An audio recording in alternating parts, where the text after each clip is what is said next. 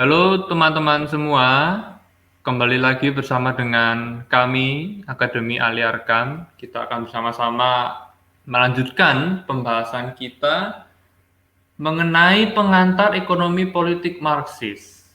Secara spesifik kita akan berdiskusi tentang kapital dagang. Ya, teman-teman, kalau dalam sesi-sesi sebelumnya kita lebih banyak membahas tentang kapital industrial atau kapital yang beroperasi di ranah produksi, yang berurusan dengan alat-alat produksi dan juga buruh. Nah, di sesi ke-11 ini kita akan membahas tentang kapital dagang. Kapital dagang ini apa, teman-teman?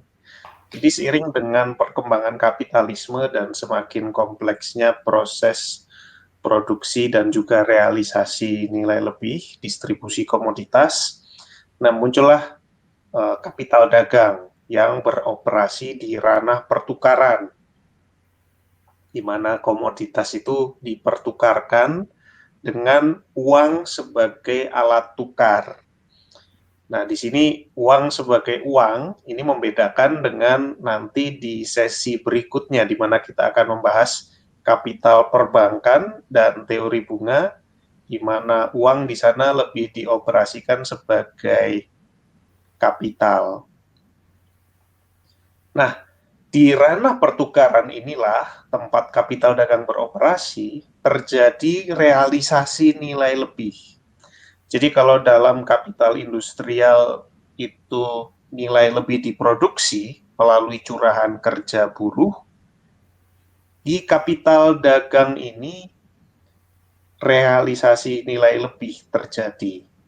Jadi tanpa ada pertukaran, nilai lebih yang dihisap dari kerja buruh itu tidak terrealisasi.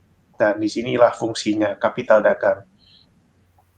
Dan kapital dagang ini terkoneksi erat dengan kapital industrial,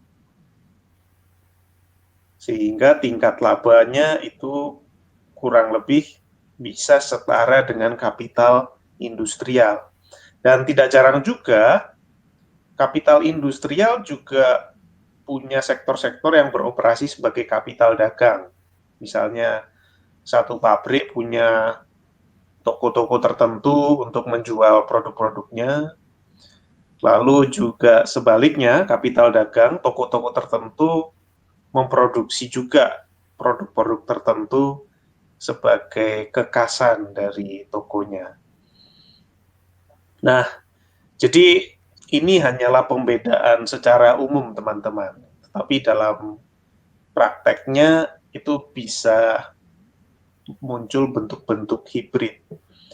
Teman-teman bisa membayangkan kalau kapital dagang itu mungkin toko-toko besar gitu, utamanya seperti Giant mungkin.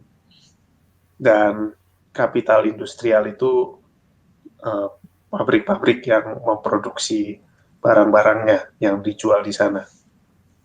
Nah, kapital dagang ini sendiri tidak menciptakan nilai lebih ya teman-teman, karena nilai lebih itu hanya diproduksi di kapital industrial. Nah, tetapi bagaimanakah mereka mendapatkan nilai lebih di situ? Mereka mendapatkannya dengan menyerap nilai lebih dari industri. Jadi kalau buruh sudah dihisap curahan kerjanya di pabrik, di industri, ternyata curahan kerja mereka itu dihisap lagi, dieksploitasi lagi secara tidak langsung di sektor kapital dagang ini. Yaitu dengan cara apa? Laba diperoleh dengan membeli komoditas di bawah ongkos produksi dan menjualnya seturut ongkos produksi. Jadi mereka bermain di ranah pertukaran di sini. Jadi kalau kita kemarin-kemarin bicara tentang kapital industrial, dan di sini kita melihat bentuk lain yang beroperasi di ranah pertukaran.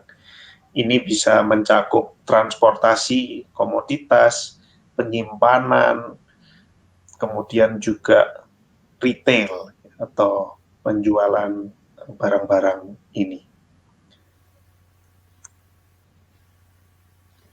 Teman-teman jangan lupa untuk subscribe, like, follow, komen, add, dan share di akun-akun media sosial kami, ada YouTube, Instagram, dan juga Facebook. Kita bisa sama-sama berdiskusi mengenai topik yang sedang kita bahas bersama-sama. Sampai berjumpa lagi di video-video berikutnya.